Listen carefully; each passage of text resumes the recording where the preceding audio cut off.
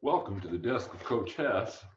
Today is one day after Cinco de Mayo, May 6, 2020. I welcome all of you to today's session. We're going to talk a little bit about culture today. Uh, should define somewhere around 12 points, maybe 10. In our case at Action Coach, we have 14 points of culture. Um, what is culture and what's that about? Well, certainly having your mission and your vision in place is important, but the culture is critical in terms of defining the rules of your business and the rules of the game. You don't want a mystery speed limit. You don't want people not knowing what they should be doing and how they should be acting. And therefore, a culture will take care of that.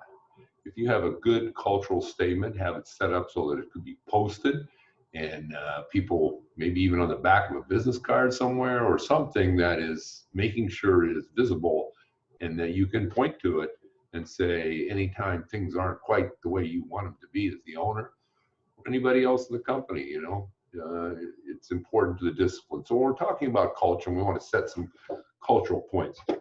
Where do we want to go? What do we want to think about in terms of defining our culture? First thing we like to do is culture is about values. So what values do you have as an owner of a company, first of all? Try to list 3 of those. It may be something like integrity, and defining that as, you always speak the truth. You might have something like there may be a value to you as success, and you totally focus on thoughts, energy, and attention on the successful outcome of whatever I'm doing. So you pick your values top. What are the ones that are important to you? And you list 3 of them. Then you list 3 values that are vital to your business succeeding. 3 values that are really vital to the business being a success. Well, that may be commitment. You got to commit, and everybody it's working for us has to be committed. It may be teamwork. Teamwork could be the big key issue there of saying, hey, if we have teamwork, we're going to win. We're going to do well as a business. I don't know, and maybe systems. Systems is a good thing to set as a point of culture. You always look to a system for a solution. Obviously, we want to systemize and make things, 1 plus 1 equals 3. Look for those daily tasks that we can turn into automated procedures and define them accordingly. Certainly is what systems are about, and that is leverage. And the more leverage you have in the business, the more profitable and better off you're going to be as the business. Another 3 values to consider that are core to the customers buying from you again and again.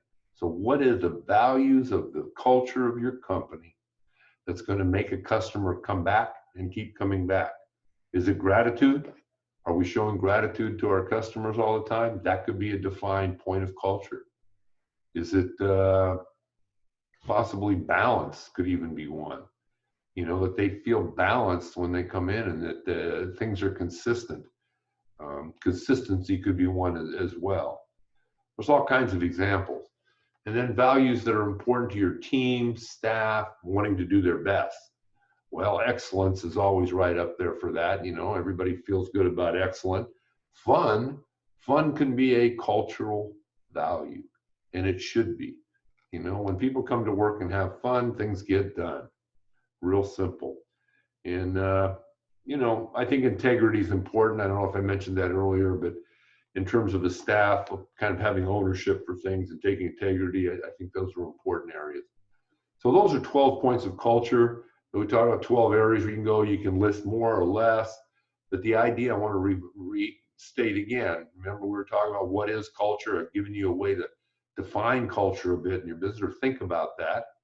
And then the last piece of that, of course, is where do the values come from? We talked about what from the owner, from the business succeeding, what does it take for the business to succeed? The values of the customer, what are the customers going to take? And then certainly last but not least, your team or your staff. Those 4 groups each get kind of 3 values that are focused on your points of culture, and you'll probably have a real good balance and an opportunity to move your business forward by having rules of the game defined, and people will fit in those. So that being said, thanks for attending today's short session of From the Desk of Coach Hess. We wanted to put out the culture and the idea of rules of the game and how to make your business successful. Thanks for attending. Have a great day, and we'll see you tomorrow on the desk of Coach Hess.